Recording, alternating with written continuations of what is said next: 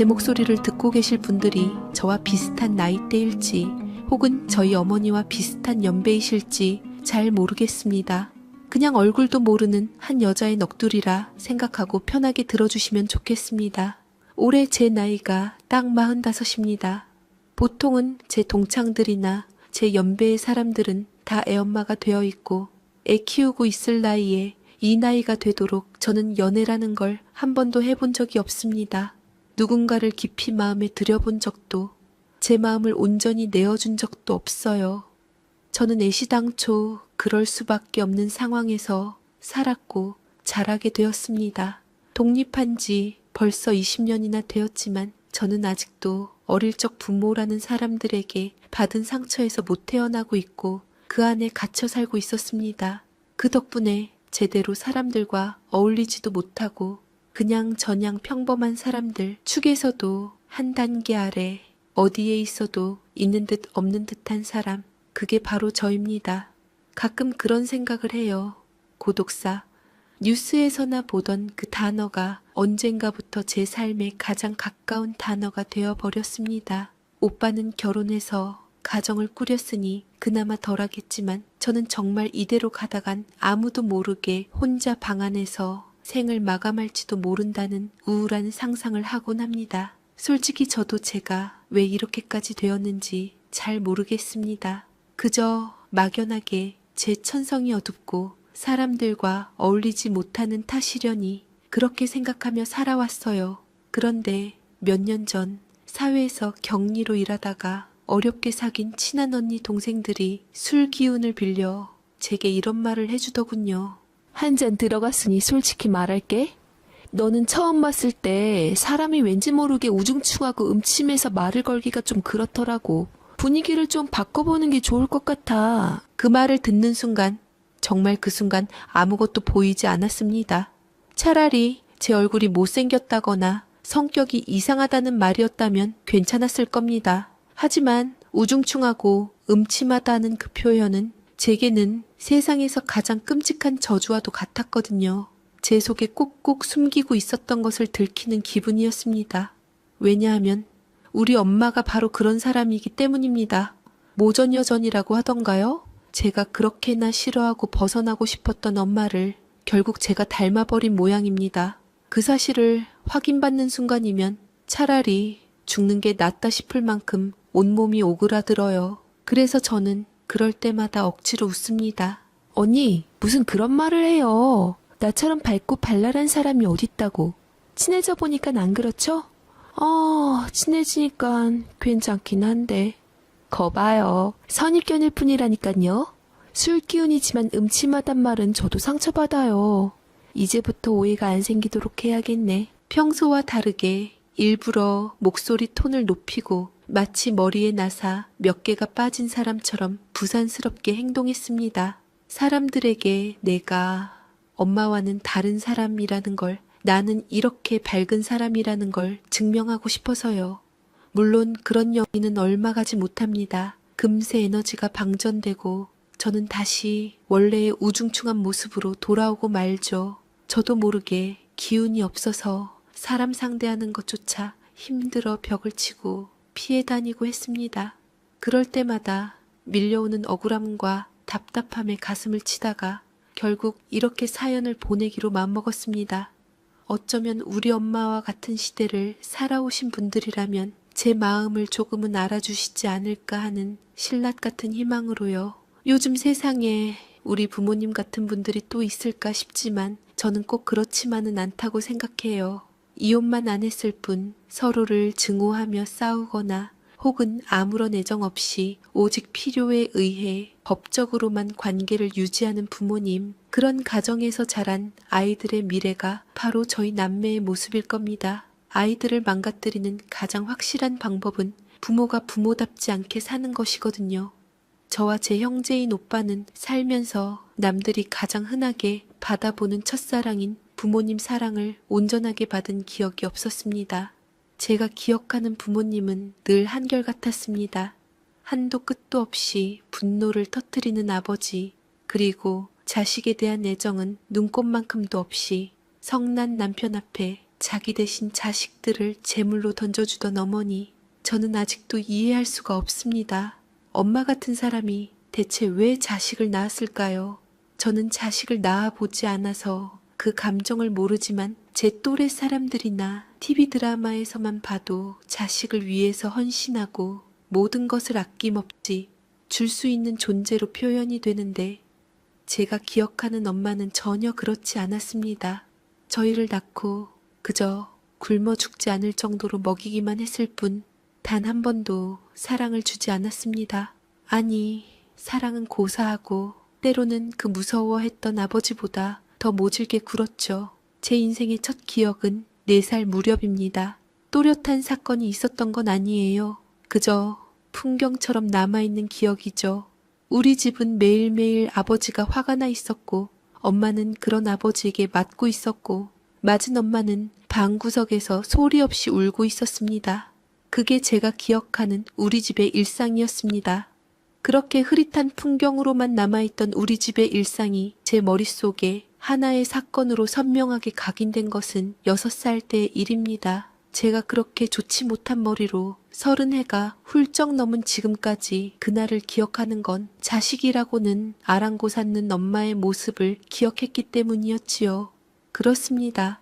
제 기억하기로는 옆집이랑 뭔가 오해가 있어 크게 다투고 있었는데 옆집 아줌마가 머리채를 잡다가 귀싸대기를 때리려 손을 올리려 했을 때 그때 엄마는 저희를 아주 자연스럽게 우리를 자신의 앞으로 끌어당겨 방패로 삼았습니다. 그것을 보고 말리러 온 동네 사람들은 엄마를 두고 수군거렸어요. 아주 익숙한 듯 어린아이들은 저와 오빠를 방패막이로 삼는 것을 보고 기가 막히다는 듯 어이없어 했지요. 아니, 아무리 옆집 노씨 아줌마가 드세다고 하지만 손이 올라갈 때 애들을 앞에다 두면 어떡해?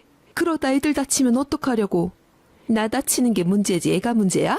우리 애 앞에 둬서 손 찍어가면 그 옆편에 더 욕먹을 거 아니야? 덩치 커서 힘으로 안 되니 나야 별 수 있나?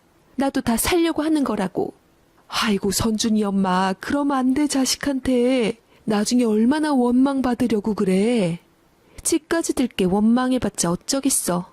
선준 아빠 하는 꼬라지 봐봐. 내가 안 그렇게 됐나? 엄마가 말한 아버지는 참으로 술을 좋아했고 그만큼 주사도 심한 사람이었습니다.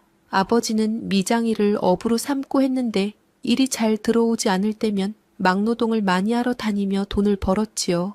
그러다 보니 생각보다 수입이 많았지만 술과 사람을 좋아해서 다 술값으로 나가고는 했습니다. 그러다가 돈이 똑 떨어지면 허구한 날 일이 안 풀린다며 술을 곁에 두고 살았고 주사도 심해서 엄마와 저희는 항상 아버지 눈치를 보고 살아야만 했습니다. 엄마는 어렸을 적 할머니 할아버지에게 버림받고 증조 할머니랑 같이 살았다고 하는데 증조 할머니한테 눈칫밥을 얻어먹으면서 살았다고 했습니다. 사랑 한번 제대로 못 받고 자랐기에 서둘러 자기 좋다는 남자와 결혼해서 가정을 꾸렸는데 사랑을 못 받고 자라 사랑을 주는 방법을 모르는 건지 엄마는 항상 아버지와 싸움박질을 멈추지 않았고 저희에게 그 분풀이와 화풀이를 다하며 아버지의 방패막이로까지 썼지요. 이번에도 엄마가 저희를 방패막이로 삼을 때 아버지는 술 기운에 치밀어 오르는 분노를 벽이나 집 물건에 화풀이를 해서 집에 남아나는 물건들이 없었지요. 그러다가 운이 없으면 가끔 파편에 튀어맞기도 하고 다치기도 했던 것을 아빠는 술에 깨고는 미안하다며 병원에 데려가고는 했지만 나중에는 그마저도 가책이 안 느껴졌던지 그러려니 하는 날도 태반이었습니다. 그러게 물건 부서지는 거 뻔히 알고 왜 거기 있어? 알아서 피해야지. 나이 먹었으면 알아서 피해야 되는 거 아니야? 니들 다친 거 조심성 없는 니들 탓이지 내 탓 아니다. 아버지는 그렇게 책임을 저희에게 돌렸고 그날도 그랬습니다. 바로 전날 아버지에게 내던져진 물건에 실수로 파편이 튀어 오빠가 다쳐 병원에 다녀왔습니다. 아빠가 이 모양이라면 엄마도 정신 차려서 자식들인 우리를 지켜야 할 텐데 이 말을 붕대로 칭칭 감고 온 오빠를 보고도 엄마는 조금도 달라지지 않았습니다. 아버지가 그 일로 또다시 분노를 터뜨리자 엄마는 평소처럼 제 작은 몸을 자신의 앞으로 끌어당겼습니다. 어제 오빠가 어떻게 됐는지 뻔히 봤으면서도요. 저는 너무 놀라서 그 자리에 그만 오줌을 지리고 말았습니다. 축축하고 따뜻한 기운이 다리를 타고 흘러내리는 그 순간 저는 울면서 엄마에게로 기어갔습니다. 엄마 품에 안기면 이 끔찍한 상황이 끝날 거라고 믿었던 것 같습니다. 제 오줌 싼 바지를 본 아버지는 혀를 차며 엄마에게 고함을 질렀고 엄마는 그제야 저를 끌어안았습니다. 엄마의 품에서 저는 안도의 한숨을 내쉬었습니다. 아, 이제 살았다. 6살짜리 아이의 머릿속에 떠오른 생각이 고작 그거였다는 게 지금 생각하면 참 서글프죠. 그렇게 한바탕 집안을 휩쓸고 간 아버지는 술을 마시러 밖으로 나갔습니다. 저는 이제 모든 게 끝났다고 생각했습니다. 하지만 진짜 공포는 그때부터 시작이었습니다. 아버지가 나가자마자 저를 안고 있던 엄마가 저를 거칠게 밀쳐냈습니다. 자식 새끼 다 쓸모없어. 네가 평소에 애교 있게 굴어서 아빠한테 이쁨이라도 받았으면 이럴 일이 없잖아. 목석처럼 겁만 먹고 울어제끼니까 너희 아빠가 맨날 화를 내는 거야. 이 옷빨래 다 어떡하면 좋아. 아우 힘들어. 심지어 이 엄마는 제가 오줌 싼 것에 대해 오히려 빨랫감을 늘렸다며 제 탓을 하며 저를 나무랬고 저는 거친 엄마의 원망스러운 손길에 울음을 터뜨렸습니다. 그 순간 저는 아버지보다 엄마가 훨씬 더 무서운 존재라는 것을 깨달았습니다. 아이고 내 팔자야. 어쩌면 난 이렇게 복이 없어서 저렇게 쓸모없는 것들을 낳았을까? 나보다 못한 것들은 더 좋은 남편 만나서 호의호식하면서 살고 있는데 어쩜 이렇게 내 팔자는 사납기만 할까? 내가 세상에서 제일 불쌍해. 엄마는 입버릇처럼 자기가 세상에서 제일 불쌍한 여자라고 말했습니다. 부모 복 없이 자랐는데 남편 복도 없고 심지어 자식 복까지 없어서 아무도 자기를 보호해주지 않는다고요. 아들의 딸까지 골고루 낳았는데도 둘 다 남편에게서 자기를 지켜주기는커녕 집만 된다면서 가뜩이나 힘든데 괜히 입만 늘렸다며 우리를 낳은 것을 후회한다고 했습니다. 사실 저는 아버지보다 엄마가 더 두렵고 무서운 와중에 놀아줄 친구 하나 없던 저는 집 앞 공터에서 흙을 파며 시간을 보냈습니다. 그러면 어떻게 알았는지 엄마가 저를 집으로 불러들여서는 다리를 주무르라고 시켰습니다. 제가 작은 손으로 아무리 열심히 주물러도 엄마는 단 한 번도 시원하다고 말해준 적이 없습니다. 매번 성질만 냈지요. 넌 엄마 다리 하나 못 주무르고 자란 게 뭐냐? 미안해요 엄마. 쓸모없으면 똑똑하기라도 하던가 재주라도 있던가 뭐 하나 제대로 하는 게 하나도 없어. 그렇게 제 작은 손을 밀치며 혼을 낼 뿐이었죠. 단 한 번도 따뜻한 눈빛으로 저를 봐준 적 없는 엄마. 그런 엄마는 우리 때문에 도망도 못 가고 이렇게 사는 거니 나중에 커서 두고두고 이 은혜를 갚아야 한다고 말했습니다. 하지만 저는 그 말을 들으며 속으로 다짐했습니다. 나중에 크면 반드시 이 집을 나가고 말겠다고, 절대로 엄마처럼 살지 않겠다고요. 그런 점에서 저와 오빠는 말이 통했습니다. 사실 저희 남매는 살가운 사이가 아니었어요. 서로 좋아하거나 의지하는 그런 끈끈함은 없었죠. 평소에 대화도 거의 없었고 누가 말을 걸면 대답도 잘 안 해서 사이가 좋다고 말할 수는 없었습니다. 하지만 딱 한 가지, 부모님을 싫어하는 마음만큼은 똑같았습니다. 오빠네 반이나 우리 반에서 엄마나 아버지가 돌아가셨다는 친구가 생기면 저희는 약속이라도 한 듯 서로에게 그 소식을 전했습니다. 그런 아이가 흔하지 않다 보니 나중에는 다른 학년까지 찾아다니며 그런 이야기를 공유했어요. 부모님이 안 계신 아이의 삶은 어떨까? 천국일까? 그런 이야기를 나눌 때면 몇 시간을 해도 질리지가 않았습니다. 부모라는 존재도 언젠가는 죽는구나. 우리에게도 그런 날이 올 수 있겠구나 하는 막연한 희망이 생겼거든요. 매번 들려오는 아빠의 고함과 엄마의 그 원망 섞인 목소리를 들으며 저희는 생각했습니다. 엄마를 보호해줄 생각은 조금도 없다고.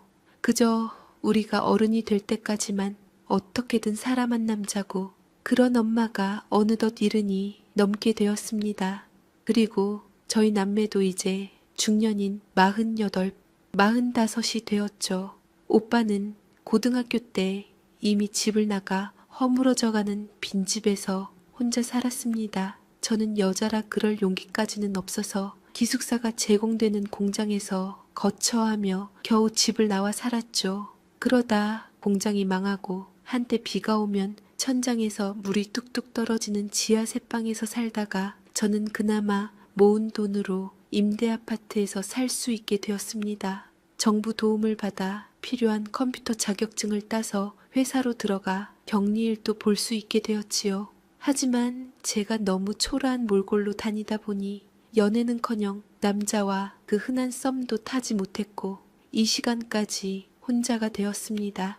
그렇게 각자 살기 바쁜 와중에 근 2년 만에 오빠를 만났습니다. 새언니는 신혼 초에 한 번 보고는 얼굴도 못 봤어요. 시댁 식구라면 아주 이가 갈린다고 하더군요. 서글픈 일이지만 저는 새언니에게 조금도 서운하지 않습니다. 충분히 이해가 가니까요.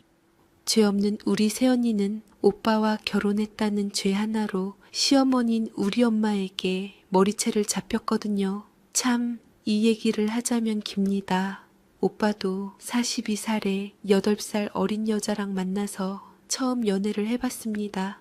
얼굴도 예쁘지도 않고 덩치가 큰 새언니가 조심스럽게 오빠한테 용기를 내었고 오빠도 새언니가 여자로서 썩 매력이 있지 않지만 그래도 자신을 처음으로 좋아해주고 마음에 들어하는 여자라는 것에 대해 고마움에 다가가 결혼 이야기가 흘러나왔습니다. 오빠는 자기가 결혼할 수 있으리라고는 생각도 못했고 혹여난 술주사 있는 아버지한테 이골이 난 상태라 혹여나 자기도 아버지를 닮아 새언니한테 상처 주는 것은 아닐까 많이 두려워했다고 합니다. 그래서 오빠는 처음부터 스스로가 변할까 두려워 술, 담배는 절대로 한 모금도 되지 않았고 다행히 새언니에게 좋은 남편이 되어 잘 살아가고 있었지요. 하지만 엄마는 그게 별로 마음에 안 들었던지 새언니나 처갓집에 자라는 오빠가 눈엣 가시였던 듯 허구한 날 찾아와 새언니를 힘들게 만들었고 그 와중에 새언니도 만만한 사람은 아닌지라 엄마한테 호락호락하게 당하진 않았던 것 같습니다.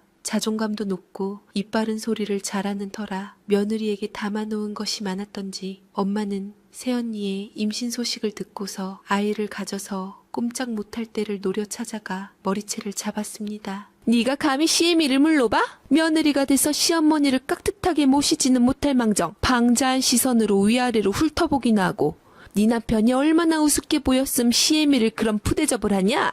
내가 너 처음부터 마음에 안 들었어. 어머니 오해해요. 제가 언제요? 그냥 봤지 제가 언제 어머니를 위아래로 훑어봤어요. 전 어머니한테 최선을 다했다고요. 어따 말대꾸를 해? 고향 것 같으니. 너 혹시 뱃속에 있는 애가 우리 아들 애가 맞기는 하냐? 요새 하도 까진 것들이 많아서 유전자 검사를 해봐야 알지. 임신한 핑계로 돈도 안 벌고 집안에 있는데 어떤 남자를 끌어들였을지 누가 알아? 그게 무슨 말씀이세요, 어머니? 지금 무슨 말씀을 하시고 있는 거예요? 새언니는 그렇게 배를 움켜쥐며 악을 쳤고 지금도 그 기억을 하면 치를 떨려 했습니다. 그때 우리 오빠가 제가 태어나서 처음 보는 모습으로 눈이 뒤집히며 엄마에게 악을 바락바락 쓰며 내쫓았다고 하더라고요. 당장 나가세요. 지금 우리 와이프한테 무슨 말씀을 하시는 거예요? 뭐 눈에는 뭐만 보인다더니 쓸데없는 소리 말고 당장 나가요. 다신 우리 집에 얼씬도 하지 마세요. 뱃속 내 새끼 볼 생각은 꿈도 꾸지 마시고. 그렇게 엄마 앞에서 아버지처럼 집안을 다 뒤엎어버리고 내쫓아 버렸습니다. 그날 이후로 엄마는 오빠에 대한 무서움을 새삼 알았던지 더 이상 건드리지 않고 오빠네 집 근처에는 얼씬도 않게 되었지요. 결국 우리 엄마는 짐승처럼 험한 꼴을 봐야만 말을 듣는다는 걸 그때 알았습니다. 강한 자한테 약하고 약한 자한테 강한 실로 비겁한 엄마는 그 뒤로 살살 오빠 눈치를 보며 비위를 맞추는 엄마를 봐도 불쌍하다는 생각은 요만큼도 들지 않았습니다. 그 밥에 그 나물이라는 생각도 들었지만 무엇보다 그 행동의 목적이 너무 빤히 보였기 때문입니다. 그런 저에게 엄마가 전화가 왔습니다. 심장이 덜컹거리더라고요.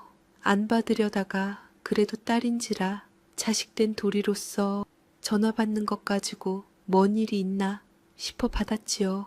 엄마는 뜻밖의 제게 하소연을 하더라고요. 난 네 아빠랑 도저히 못 살겠다. 더 이상은 못 살겠으니 아버지랑 이혼하게 도와줘라. 부탁한다. 갑자기 아빠랑 이혼이라니 그게 무슨 소리야. 몸도 제대로 못 가누면서 성질만 나빠가지고 나한테 뭐라 하는데 내가 옛날처럼 지한테 겁먹은 줄 아나 봐. 물건을 부숴도 눈 하나 깜짝 안 했는데 내가 70 넘어서까지 이 꼴을 봐야 하나 싶어서 이혼하련다. 저는 엄마의 성격을 뻔히 알고 있는 그 와중에도 아직까지 엄마가 불쌍하다는 생각을 아주 조금은 하고 있었습니다. 어찌되었든 아버지 술만 마시면 주사가 심해서 엄마는 한평생 마음고생을 하셨고 지금도 별다를 바 없다는 것을 아니까요. 저는 같은 여자로서 엄마가 안타까웠고 70이 넘어서 오죽하면 이혼 생각을 할까 싶어 오빠와 의논을 하기로 했고 오랜만에 만난 저는 오빠에게 한숨을 쉬며 먼저 입을 열었습니다. 솔직히 엄마라고 부르기도 싫지만 어쩔 때는 불쌍하기도 해. 할머니 할아버지한테도 버림받고 아버지한테도 자기 팔자 자기가 꼬는 것 같아. 그렇게 아버지한테 당하고도 달라지는 게 없잖아. 네가 아직 엄마한테 덜 당해서 그렇지. 엄마 모습을 봐야지 정이 뚝뚝 떨어질 텐데 말이다. 오빠는 저를 어이없다는 듯 쳐다보았고 저는 순간 잠시 덮어두었던 그날의 기억이 생생하게 떠올랐습니다. 잊을 수가 없는 날이었죠. 느닷없이 생각난 그날은 저희가 사춘기였을 때의 일입니다. 하루 이틀 부모님한테 실망하고 질렸었지만 어릴 때부터 저희에게 사춘기라고 해서 예외는 없었고 부모님이란 존재는 저희에게 힘든 존재였습니다. 아버지는 일주일에 서너 번은 술에 취해 새벽 2, 3시에 들어왔고 그때마다 트집을 잡았습니다. 가장 큰 이유는 가장이 들어오는데 온 식구가 자고 있다는 것이었죠. 그래서 저희는 언제부턴가 아버지가 들어와서 잘 때까지 자지 않고 기다렸습니다. 하지만 문제는 엄마였습니다. 저희는 뜬 눈으로 밤을 새우는데 엄마는 세상 모르고 잠이 들어버리는 겁니다. 아버지는 비틀거리며 들어왔고 눈치를 보고 있는 저희 남매를 뒤로하고 당장에 잠든 엄마를 보고는 술 기운의 소리를 고래고래 질렀지요. 애미가 이따위니 자식들이 뭘 보고 배우겠냐? 빨리 일어나. 서방이 안 들어왔는데 감히 안 사람이 잠을 자? 또 집안은 난장판이 되어버렸고 애꿎은 저희 입장에서는 정말 마른 하늘의 날벼락이었습니다. 우리가 무서워하는 거 뻔히 알면서도 편 한 번 들어주지 않는 엄마가 더 미웠습니다. 어릴 때는 우리가 밥을 안 먹었다거나 말썽을 피워서 그거 치우느라 피곤해서 잠들었다고 아버지에게 말했고 저희는 그날 자식 자격이 없다고 추운 날에 대문 밖으로 내쫓김을 당해야만 했습니다. 그러는데도 엄마는 저희를 보호하지 않았고 자기 자신만을 구하고 챙기느라 정신이 없었지요. 그렇게 우리를 붙들고 자기 방패막이가 되어달라던 엄마. 그날을 마지막으로 저희는 다시는 엄마를 위해 살지 않기로 했습니다. 가족애 같은 건 이미 개나 줘버린 지 오래였으니까요. 이후로는 각자 도생, 각계 전투에 돌입했습니다. 하지만 아버지도 이제 요령이 생겼는지 엄마에게 시비를 걸기 전에 만만한 저희를 먼저 붙들고 늘어졌습니다. 학교 가는 저희를 붙잡고 해장하게 라면을 끓여오라고 하질 않나. 학교 간다고 거절하면 눈을 뒤집고 달려들었습니다. 어느 아버지가 학교 가는 자식을 붙들고 밥을 차려내라고 할까요? 그러면서 하는 말이 아버지로서 참으로 가관이었습니다. 니들이 이 상황에서 꼴에 공부해서 뭘 할 거냐? 네 엄마 머리 나빠서 머리만 핀 것들이 돈 쓰려고 부모 등골 빼먹으려고 공부하려 하냐? 라고 빈정거리듯 말하더라고요. 공부하면 애비 우습게 알 거라고 혼났고 안 하면 벌써부터 못된 것만 배워서 논다고 혼났습니다. 아버지가 시킨 술, 담배, 심부름을 갖다가 학생이라 팔지 않는다는 말에 빈손으로 돌아왔다가 내쫓겼을 때 엄마라는 사람은 방관자였을 뿐이었습니다. 저희 남매에 엇나가지 않고 지금껏 잘 살아왔단 것이 용하다는 생각이 듭니다. 우리 때문에 참고 산다는 엄마는 그래서 저희 소풍이나 운동회 때 도시락 한 번 싸준 적이 없습니다. 오빠는 2개, 저는 하나씩 라면을 챙겨가서 생라면을 오독오독 깨물어 먹는 것이 저희의 점심이었습니다. 어쩌면 저희는 아버지보다 엄마 때문에 더 삐뚤어졌을지도 모릅니다. 엄마는 저희를 뱃속에 품었던 정 같은 건 조금도 없이 그저 놔놓고 저희를 방패 삼아 살면서 단 한 번도 저희를 진심으로 생각해 준 적이 없는 이기적이고 어리석은 여자였습니다. 결국 오빠가 먼저 집을 나갔고 저 역시 돈을 번다는 핑계로 그 집을 나왔습니다. 그렇게 저희는 집에 돈만 보내고 신경을 끊고 살았습니다. 설령 아버지가 엄마를 때려서 무슨 일이 생기더라도 그건 엄마 팔자지 우리와는 상관없는 일이라고 생각했습니다. 실제로도 그렇게 마음먹으니 편했습니다. 왜냐하면 엄마가 저희에게 바라는 건 오직 돈, 그거 하나였으니까요. 돈을 안 보내면 전화해서 닥달하고 그래도 안 되면 새언니에게 그랬던 것처럼 예고 없이 찾아와 행패를 부릴 사람이란 걸 잘 알았기 때문입니다. 아무리 이골이 나도록 아빠한테 당하고 살았어도 그 사실을 남에게 들키는 건 죽기보다 싫어하는 사람이었으니까요. 이제부터 니들 엄마한테 생활비 줘라. 니들 다 나가고 너희 아빠랑 둘이 살려면 자식들이 돼서 돈은 내주고 가야지. 꽁으로 도망치려고?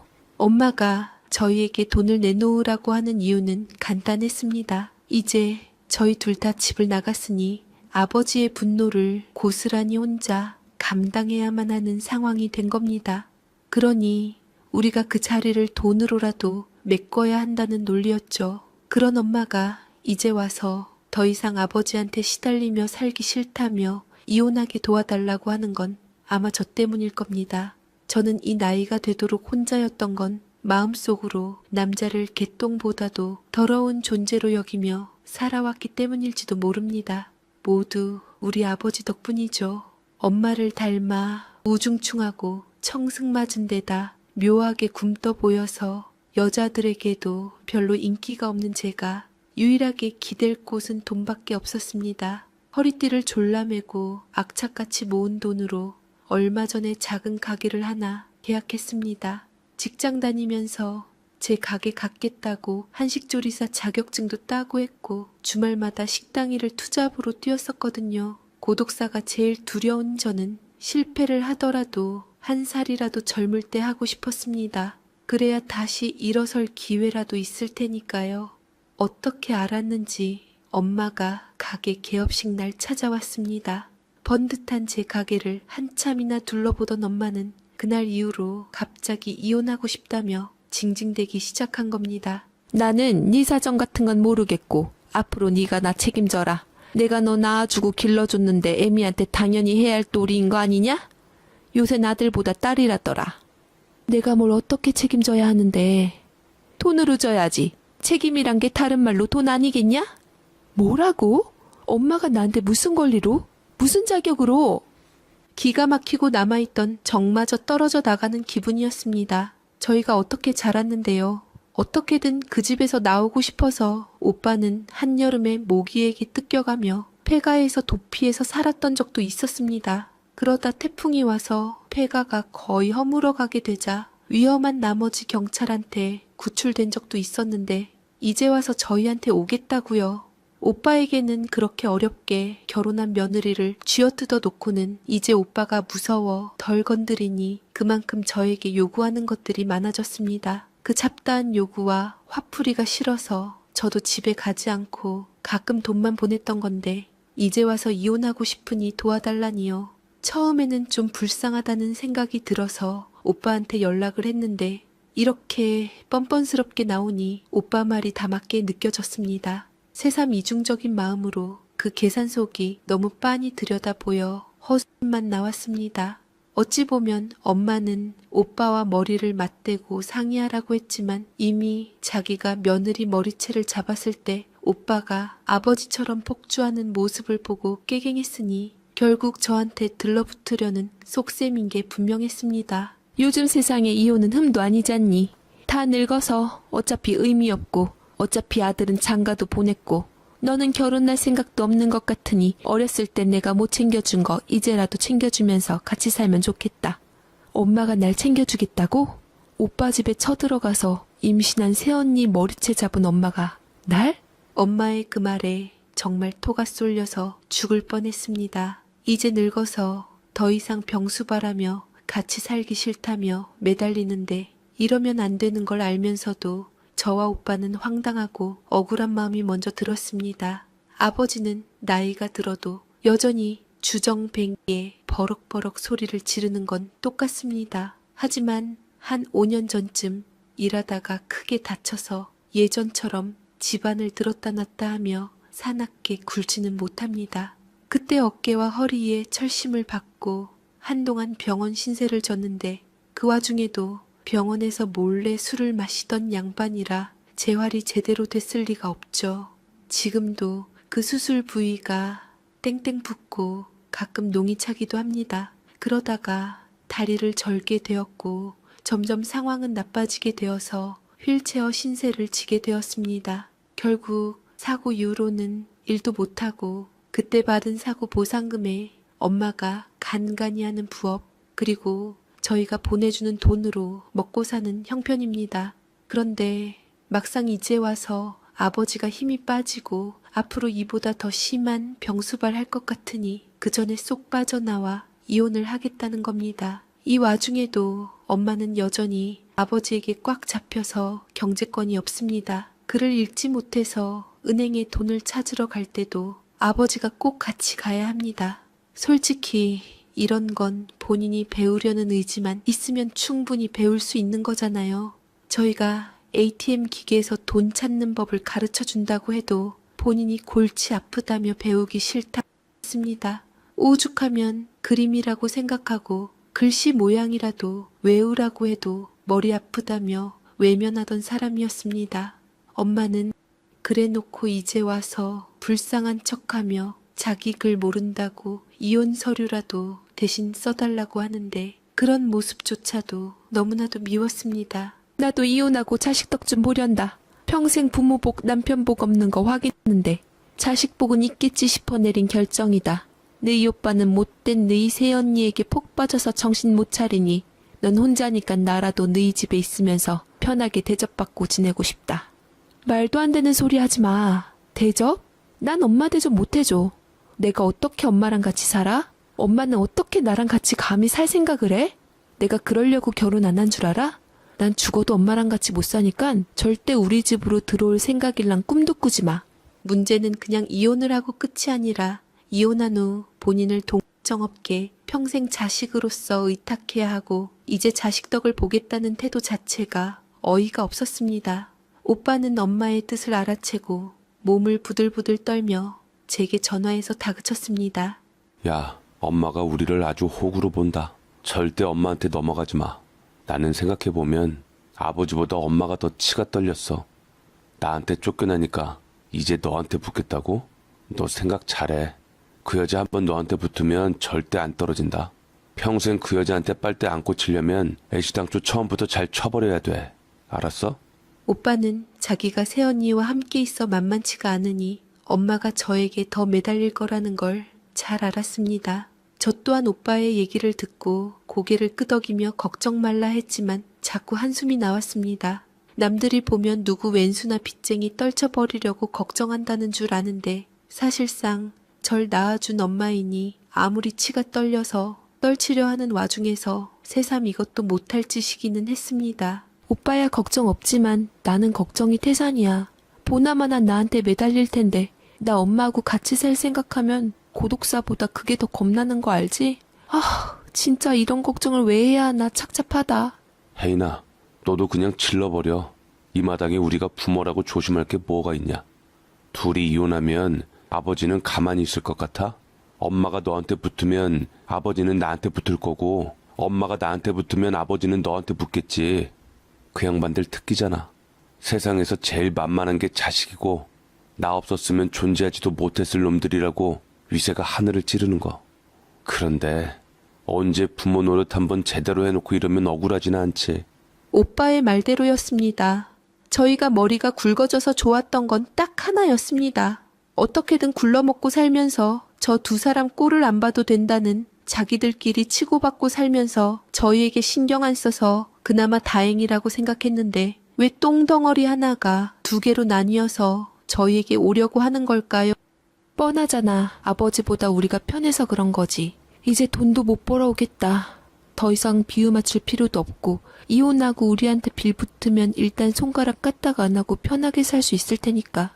제 말에 오빠는 어이가 없다는 듯 헛음을 쳤습니다. 야, 그게 말이 돼? 아버지 성격 몰라? 그럼 엄마 찾아서 우리한테 올 텐데 가만 보면 엄마가 문제야. 옛날부터 일부러 아버지가 싫어하는 짓만 골라서 하고 거기다 내 와이프 머리채 잡은 거 생각하면 나중에 초상 치를 때 상두 노릇이나 제대로 해줄까 말까 한데 거기다 너한테 얹혀 살겠다고? 야, 혜인아, 날 잡아서 엄마 아주 그 싹퉁머리 없는 기대감을 박살내야 너하고 내가 살 수 있어.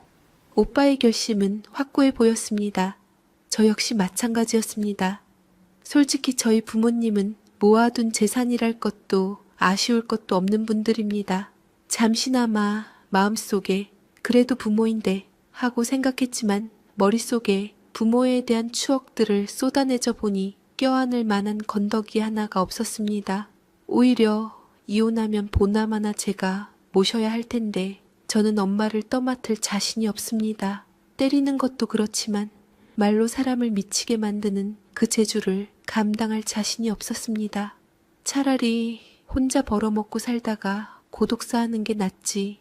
이 좋은 나이에 다시 그 구렁텅이로 들어가 산 채로 죽고 싶지는 않았습니다. 오빠와 이야기를 나누면서 저는 제가 왜 결혼도 못하고 혼자 살고 있는지에 대한 진짜 이유를 깨달았습니다. 아버지 같은 남자를 만날까봐 두려운 마음도 있었지만 그보다 더 큰 공포는 제가 엄마처럼 변할까봐 두려웠던 겁니다. 아이를 낳아놓고 그 아이를 방패 삼아 제 안위를 챙기는 그런 끔찍한 엄마가 될까봐요. 제 이야기를 들은 오빠는 큰 충격을 받은 듯 했습니다. 임마, 너 혼자 아냐? 오빠 있고 새언니 있고 조카도 있잖냐? 너스레를 떨었지만 오빠의 눈빛은 슬퍼 보였습니다. 사실 누구에게도 제대로 사랑받아 본 적 없는 저희는 누군가를 사랑하는 방법도 참 서툴고 어렵습니다. 그런 오빠가 새언니를 만나 마음을 연 것은 기적과도 같은 일이었습니다. 그래서 저는 결혼할 때 아무것도 보태준 것 없는 엄마가 시어머니 노릇을 하겠다며 저희에게 하던 짓을 새언니에게 똑같이 했을 때부터 이미 용서할 마음이 없었습니다. 말이 남매지 서로에게 딱히 우애랄 게 없었던 저희는 엄마의 뒤늦은 이혼 선언 덕분에 그래도 믿을 건 같은 고통을 겪은 형제밖에 없구나 하는 사실을 깨달았습니다. 그날 저희는 친남매가 된 이후 처음으로 끈끈한 도원결이라도 맺은 것처럼 의기투합했고 저는 생전 처음으로 오빠 집에 가서 새언니와 함께 밤늦도록 술을 마시고 퍼질러 잤습니다. 시자라면 치를 떨던 새언니도 시누이인 시자인 저는 그래도 잘 맞아주고 공감도 해주고 언니처럼 대해주더라고요. 아가씨, 얼마나 그동안 마음고생 많았겠어요. 언제든 필요하시면 편하게 오빠 집 찾아와요. 제가 밥이랑 술 정도는 마련해 줄 수 있으니깐요. 오빠는 그래도 나랑 자식이라도 있지. 아가씨 혼자 사는 거 보면 내가 마음이 참 아파요. 저는 새언니한테 고마우면서도 씁쓸함이 감돌았고 며칠 뒤 저희는 약속대로 엄마에게 할 말이 있다며 조용히 불러냈습니다. 장소는 제 가게였습니다. 엄마는 제가 가게에 들르라는 소리에 뭘 기대했는지 몰라도 무슨 좋은 소식이라도 기대하는 듯 한껏 들뜬 얼굴로 나타났습니다. 그 모습을 보니 마음이 더 차가워졌습니다. 제가 먼저 입을 열었습니다. 엄마, 이런 말 하는 거 다 미안하지도 않아. 솔직히 엄마가 이제 와서 아버지하고 이혼을 하든지 말든지 우리는 별로 상관하고 싶지가 않네. 아버지 아직도 술주사 부리는 거 하루 이틀 아니잖아. 우리 독립하고 나서 내내 군소리 없이 잘 살더니 이제 와서 이러는 저희도 모르겠고 아버지 필요할 땐 같이 살더니 병수발할 생각하니깐 그게 싫어서 그래? 제 목소리는 생각보다 담담하게 나왔습니다. 엄마가 뭐라 성을 내며 욕을 하려 했는데 이번에도 젊은 제가 더 빨랐습니다. 아닌가? 너무 잘 알아서 도와주고 싶지 않고 관심도 없어. 왜 이제 와서 자식이라고 매달리는지 모르겠지만 마음대로 해. 단 이혼하더라도 우리에게 얹힐 생각은 마셔. 아직 젊으니까 아버지한테 집 보증금 반이라도 달라고 해서 나와. 그리고 조그만 방 얻어서 일하면서 벌어서 살아. 엄마 혼자. 제 말이 끝나자마자 엄마의 얼굴이 딱딱하게 굳었습니다. 그게 무슨 소리야? 그 인간이 순순히 내주겠냐? 너 이러면 안 돼. 엄마를 불구덩이에 남겨두고 너희들 그렇게 가출하는 바람에 내가 얼마나 힘들게 살았는데. 나 맑은 날에도 골치가 아파. 내가 너희 지키려고 했기 때문에 그나마 밥이라도 먹여 살리려고 그렇게 산 거야. 그런데 너 이 좋은 가게 차려놓고도 이런 나를 그 인간하고 같이 살게 할 거야? 엄마 데려가라고. 내가 너희들을 어떻게 키웠는데. 엄마의 목소리가 점점 커지자 옆에 있던 오빠는 엄마를 똑바로 쳐다보며 말을 이었습니다. 어떻게 키우긴 이용하면서 키웠지. 엄마, 정신 좀 차려. 혜인이는 자기도 엄마 같은 엄마 될까봐 혼자 살 거래. 나도 혜인이도 털지 마. 엄마 도울 돈도 정신도 없는 애야. 우리를 위해 참고 살았다고? 우리가 아버지한테서 도망가서 살자고 했을 때 뭘 했어? 누구 때문에 참고 사는데 그런 소리를 하냐고 했잖아. 그렇게 엄마 때문에 인생 망가진 우리가 헌 등골 버리고 새 등골에 붙겠다는 엄마를 왜 반겨야 하는데? 이젠 부모가 이혼했다고 놀릴 사람도 없는데 그렇게 평생 소원대로 사셔야지. 우리 이제 이판사판이야. 부모라는 당신들 꼬라지 보면서 더 망칠 인생도 없어. 오빠의 말이 끝나자 엄마는 잠시 아무 말도 하지 않았습니다. 그리고 다음 순간 저희는 일생일대의 생쇼를 보게 되었습니다. 남은 정마저 완전히 사라지게 만드는 그런 광경을요. 오빠의 말이 끝나자 엄마는 잠시 동안의 침묵 끝에 자리에서 벌떡 일어났습니다. 그리고 저희가 평생을 들어왔던 하지만 다시는 듣고 싶지 않았던 저주를 퍼붓기 시작했습니다. 이런 못된 자식들. 이럴 줄 알았어. 너희들은 하여간 괜히 나왔어. 내 인생에 요만큼도 도움이 안 되고 아주 지혜비랑 똑같은 인간 말종들이야. 엄마의 얼굴은 분노로 완전히 일그러져 있었습니다. 이 천벌을 받을 것들. 싸그리 다 가만 안 둘 거야, 못된 놈들아. 내가 경찰서 가서 너희 같은 잡것들 키운 죄로 이렇게 됐다고 온 동네방네 소문내서 너희들 무덤에 침 뱉게 만들 거야. 이 못 같은 것들아. 그렇게 소리를 지르던 엄마는 갑자기 옆에 있던 의자를 집어들었습니다. 그리고는 제 가게의 진열장을 향해 그대로 내리쳤습니다. 하는 소리와 함께 유리가 박살나고 안에 있던 컵과 접시들이 바닥으로 쏟아져 내렸습니다. 그때가 오픈한 지 겨우 3개월밖에 안 된 제 눈에는 뭐 하나 아깝지 않은 것이 없던 깔끔한 새 가게였습니다. 하지만 엄마는 멈추지 않았습니다. 눈에 보이는 모든 것을 닥치는 대로 집어던지고 부수기 시작했습니다. 사기 그릇들이 깨지는 소리, 테이블이 넘어가는 소리, 엄마의 비명 소리가 가게 안을 가득 메웠습니다. 심지어는 입구의 통유리까지 테이블을 던져 깨뜨려 버렸습니다. 너무나 순식간에 벌어진 일이라 저와 오빠는 그 자리에 얼어붙어 아무것도 할 수 없었습니다. 정신을 차린 오빠가 경찰에 신고했지만 출동한 경찰은 친엄마가 그런 것이라는 말에 좋게 말로 해결하라며 난감한 표정만 지을 뿐이었습니다. 어쩔 수 없었습니다. 저희는 결국 아버지를 불렀습니다. 아버지에게 전화를 걸어 엄마가 이혼하게 도와달라고 하더라. 그래서 우리가 거절했더니 가게를 이렇게 만들었다고 솔직하게 이실직고를 했습니다. 전화를 받는 아버지의 숨소리가 거칠어지는 것이 느껴졌습니다. 얼마 지나지 않아 아버지가 전동 휠체어를 타고 가게로 들어왔습니다. 얼굴이 울그락푸르락 상기된 아버지를 보자마자 방금 전까지 온 세상을 부술 것처럼 날뛰던 엄마는 언제 그랬냐는 듯 도살장에 끌려가는 소처럼 파들파들 떨기 시작했습니다. 여보, 언제 왔어요? 나하고 이혼을 하겠다고 지금 여기서 행패를 부리고 있었다며? 누가 그래요? 내가 당신이랑 이혼을 하겠다고 행패 부렸다고요? 그런 말도 안 되는 소리가 어딨어요? 나 당신 없으면 못 사는 거 몰라요? 그럼 자식들이 하는 얘기는 뭐야? 녀석들이 거짓말이라도 한다는 거야?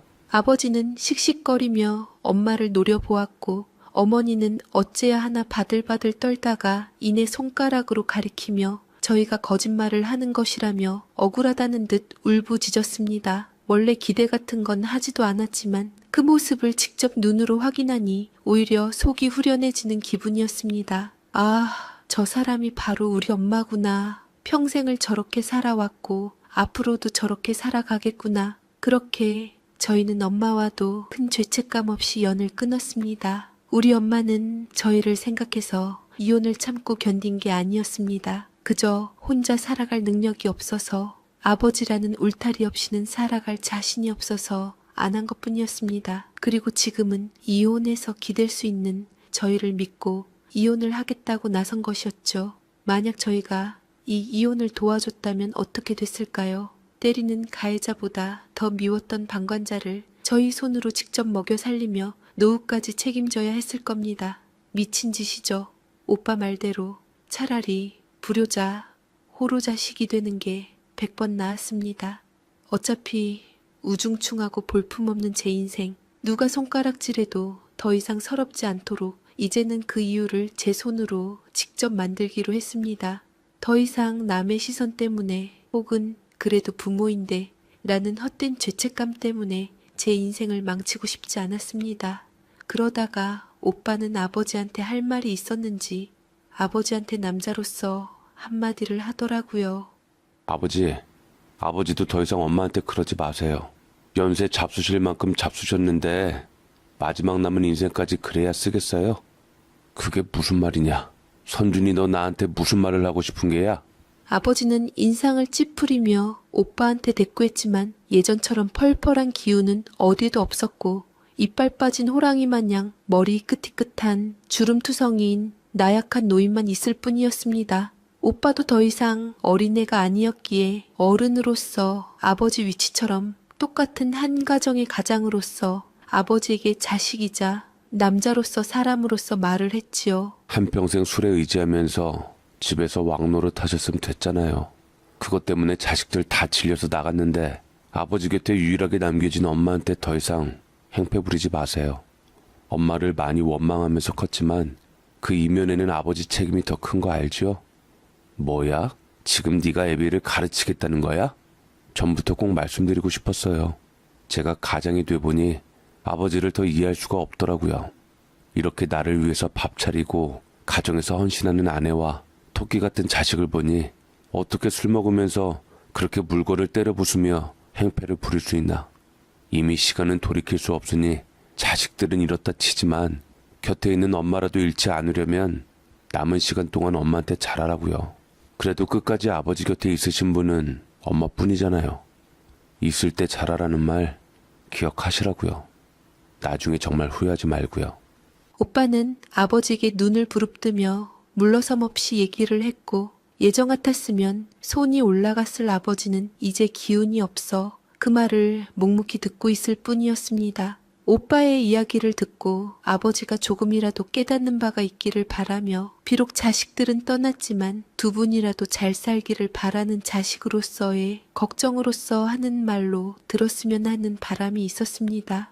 아버지가 정신 차리고 잘한다면 엄마도 뭔가 바뀌는 게 있지 않을까. 그런 바람도 같이 말이지요. 그렇게 오빠의 쓴소리를 듣고 아버지의 손에 잡혀나가는 엄마의 뒷모습을 보면서 저와 오빠는 한참 동안 아무 말도 하지 않았습니다.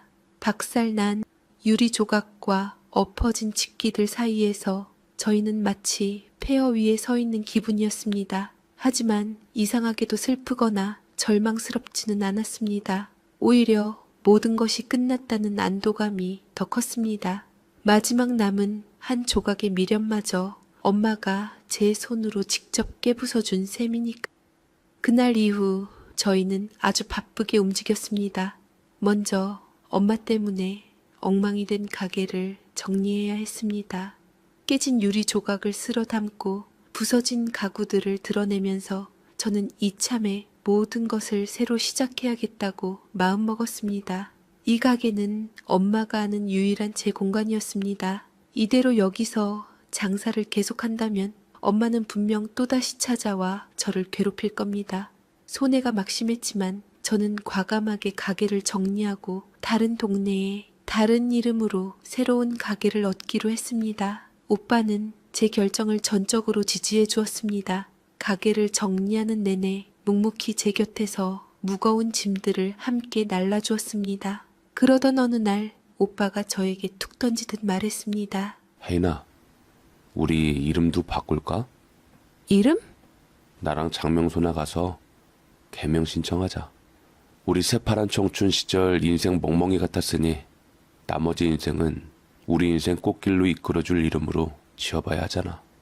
그 말을 듣는 순간 마치 머리를 한 대 맞은 것 같았습니다. 한 번도 생각해 본 적 없는 일이었습니다.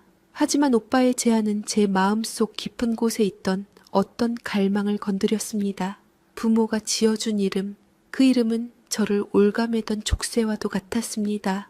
헤이나 하고 불릴 때마다 저는 아버지의 고함 소리와 엄마의 한숨 소리를 함께 떠올려야만 했습니다. 저희는 장명소에서 좋은 이름을 바꿔서 곧장 법원으로 향했습니다. 서류를 작성하고 제출하는 내내 저희는 별다른 대화를 나누지 않았습니다. 하지만 서로의 눈빛만으로도 충분했습니다.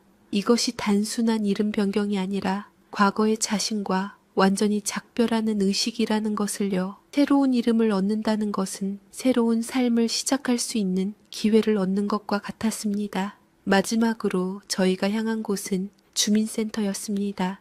저희는 그곳에서 가족관계 증명서, 열람 제한 신청을 했습니다. 이제 법적으로 저희 부모님은 저희의 주소나 바뀐 이름을 확인할 수 없게 되었습니다.